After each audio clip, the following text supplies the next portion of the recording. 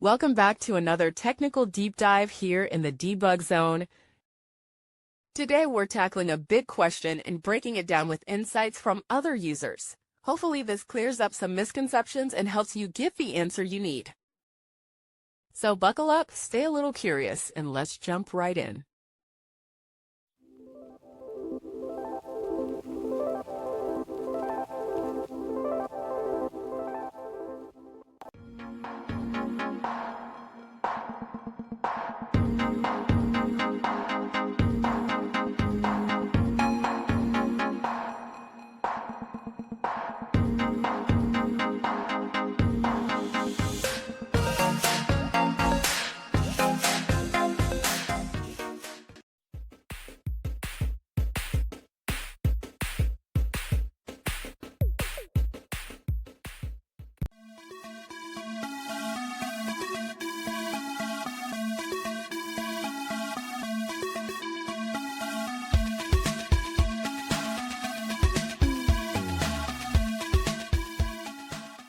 And that's a wrap.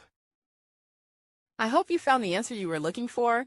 If you did, take a second to hit that subscribe button. It really helps out.